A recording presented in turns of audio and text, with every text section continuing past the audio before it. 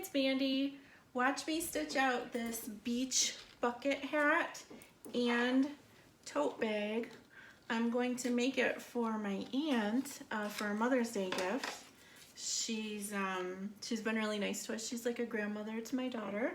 So she calls herself the Queen Bee. So I'm going, as a joke, I'm gonna make this bucket hat for her and little tote. Maybe she can use it for the beach or like shopping. Stay tuned, I'll show you where I found this embroidery file and how I stitched it out.